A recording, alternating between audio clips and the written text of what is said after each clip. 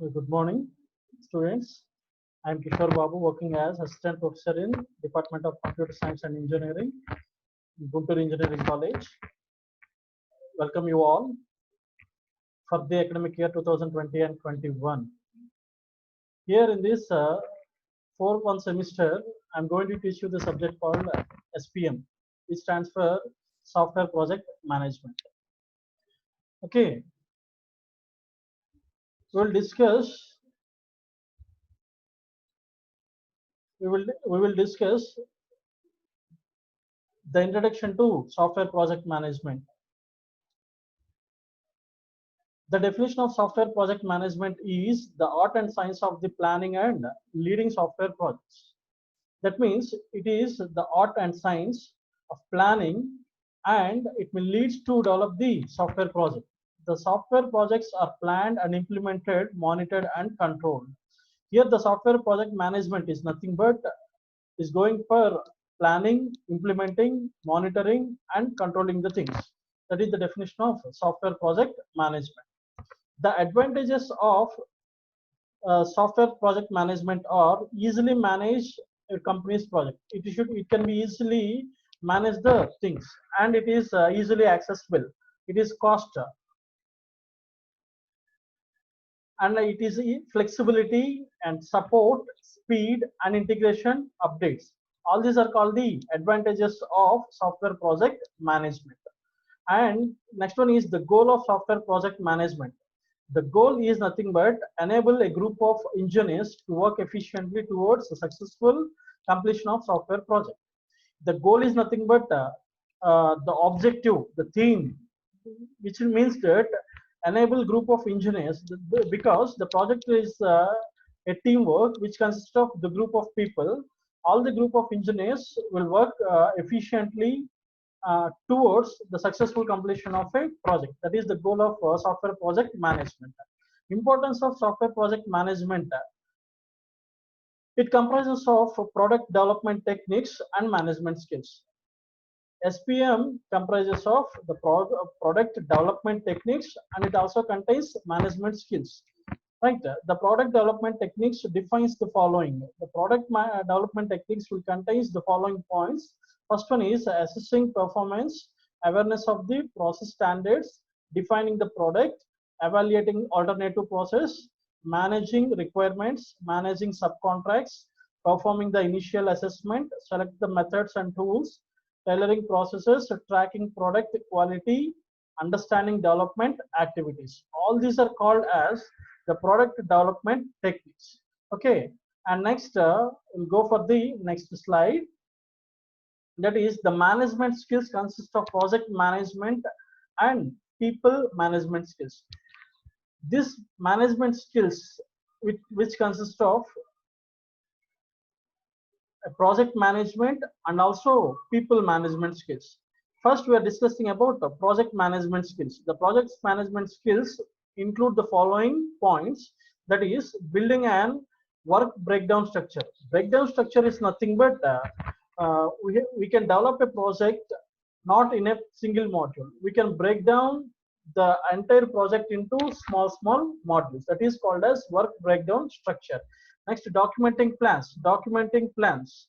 So we have to plan the document, estimating cost and efforts. We have to estimate the cost, how much budget it requires to complete the project, and managing risk. We have to analyze the risks that are going to face, and monitoring development, scheduling, selecting metrics, selecting project management tools, and tracking process and project progress.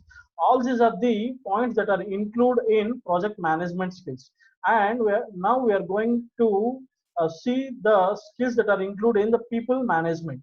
Okay, so these are the skills included in the people management. That is, building an work-based structure, documenting plans. Okay, next slide. Go for the next slide. So this is the people management skills: appraising performance, handling intellectual property, holding effective meetings, interaction and communication, leadership, managing change, negotiating successfully, planning careers, and presenting effectively.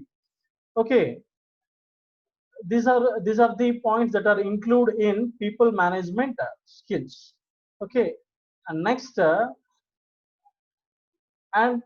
recruiting, selecting a team, and team building. All these are the different points that are involved in people management. Right? Go for the another slide. Here in this software project management, it includes four main dimensions, that is people, process, product, and technology. Here the people, already we discussed, the project team contains the group of people. The people will mainly concentrate on the process. That means in this process, which technology we are going to use for developing the particular product.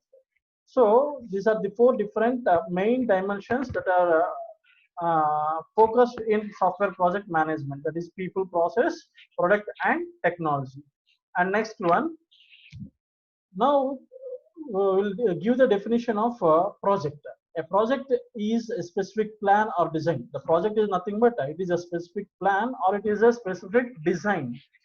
A plan undertaking or large undertaking. The project, the another definition of project is it is a planned undertaking.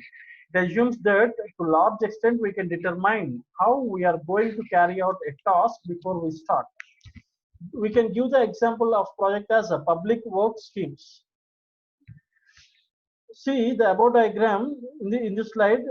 The diagram represents activities most likely to benefit from project management, which includes jobs, projects, and exploration. Where the jobs means the repetition of well-defined and well-understandable tasks with little uncertainty. That means we are doing the task again and again. The repetition of work is there in jobs with a little uncertainty. That means the accuracy is high in jobs. Exploration, that is identifying the new things, inventing new things. In the example, finding a cure for cancer. Here we have to invent a medicine for cancer. The outcome is very uncertain. It is not clear. Okay, we are not ensured that it is clear. Okay, and the project, it lies in between jobs and exploration. That means the outcome of the project is certain. That's why it lies in between the jobs and exploration. And next topic, the activities of project management. The project management plan begins with set of activities that are involved in the development process.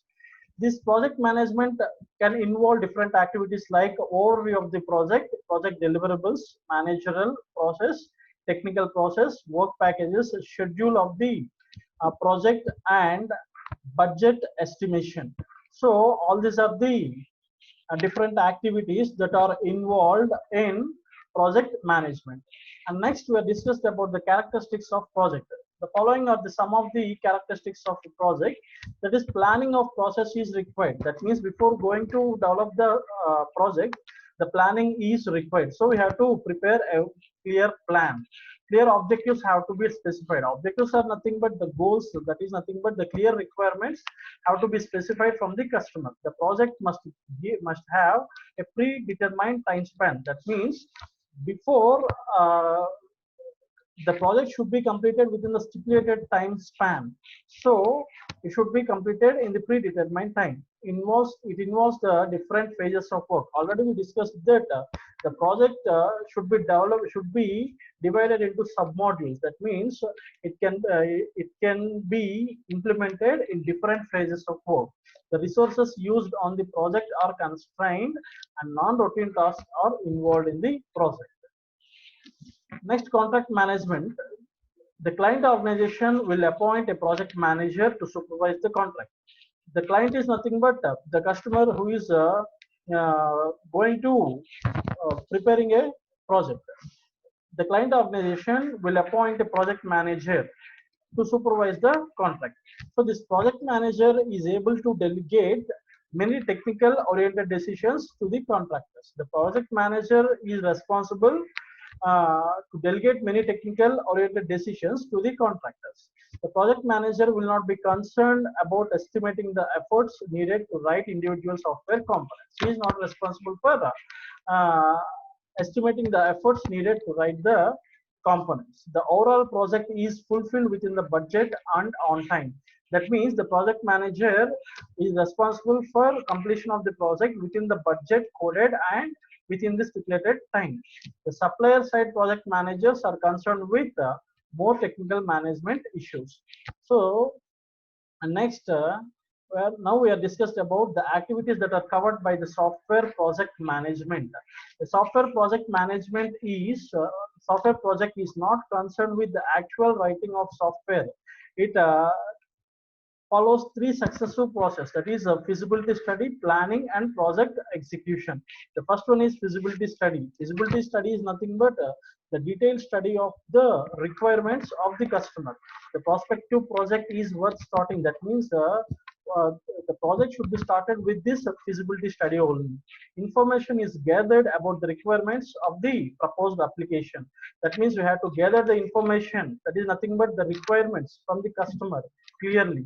The requirements elicitation, that is nothing but the requirements gathering can at least be complex and difficult initially. That means gathering the requirements from the customer is difficult and complex at the initial stages. Okay, and later and go for the second stage, that is planning. A large project would not do all detailed planning right at the beginning. The large project should not follow the detailed planning at the beginning point itself.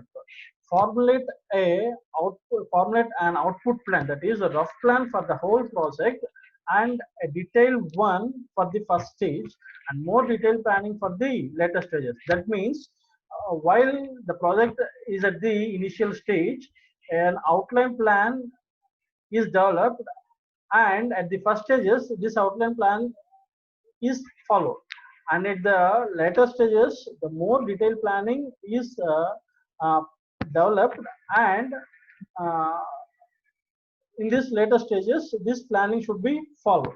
This diagram will represent the feasibility study is worth doing. That means gathering the requirements from the customer, and then after gathering the clear requirements from the customer, go for the next stage, that is planning.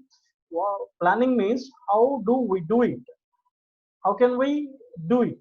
So we have to write all of our plans here in the second stage. After that, after getting all the plans, we have to go for the actual execution, that is project execution, where we can do the project. That is so the third step is project execution. The execution of project often contains design and implementation subphases.